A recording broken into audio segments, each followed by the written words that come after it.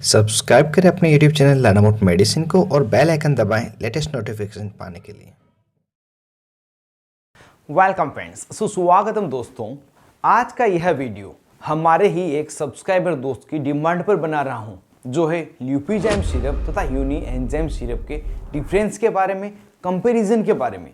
यह दोनों ही दवाइयां मूल रूप से डाइजेस्टिव एंजाइम सिरप है, मतलब डाइजेशन को अच्छा करने के लिए, डाइजेशन से जुड़ी हुई समस्याओं को ठीक करने के लिए, भूख बढ़ाने के लिए, वजन बढ़ाने के लिए, खाना नहीं पचने के कारण गैस की समस्या को रोकने के लिए इन दोनों ही दवाओं का प्रयोग लिया जाता है। अब आप सोच रहे होंगे, अगर दोनों ही दवाओं का प्रयोग एक जैसा ही लिया जाता है तो दोनों में अंतर क्या होंगे।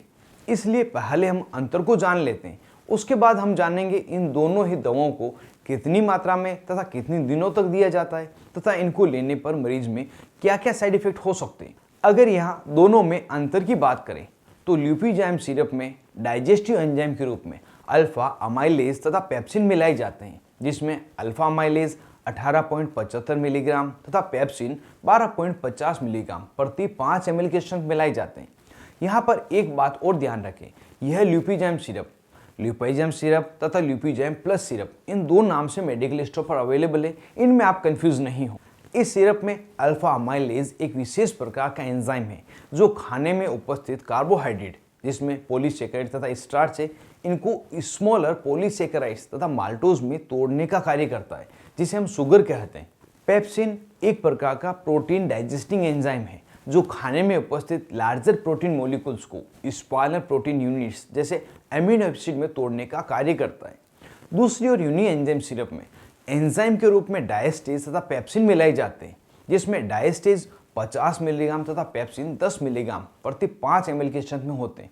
पेप्सिन कैसे कार्य करता है इसको तो भी हमने जान लिया है। अगर डायस्टेज के बारे में बात करें तो डायस्टेज को फंगल डायस्टेज भी कहते हैं।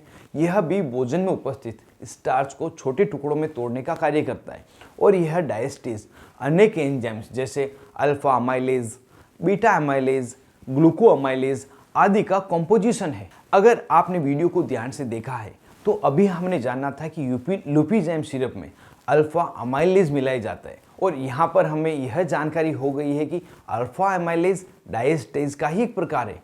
तो इस आधार पर हम यह कह सकते हैं कि मात्र अल्फा अमाइलेज की तुलना में डायस्टेज ज़्यादा असरदार है, क्योंकि इसमें अल्फा अमाइलेज, बीटा अमाइलेज तथा ग्लूको अमाइलेज ये तीनों एंजाइम साथ में होते हैं। साथ ही डायस्टेज की मात्रा भी यूनी एंजाइम सिरप में ज़्यादा है, जो कि है 50 मिलीग्राम प्रति 5 ml। तो इस इंफॉर्मेशन के आधार पर हम इस नतीजे पर पहुँचे कि ल्यूपीजाइम सिरप के मुकाबले यूनी एंजाइम सिरप ज़्यादा पावरफुल है।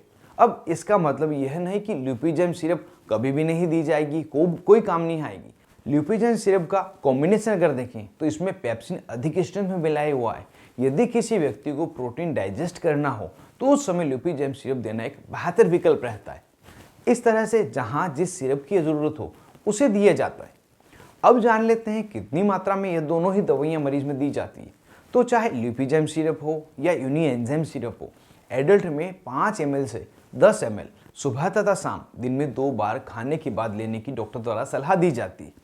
इस सिरप को कम से कम 10 से 15 दिन तक लेना होता है और आवश्यकता हो तो इससे ज़्यादा भी 3 महीने तक डॉक्टर इसे लेने की सलाह देते हैं।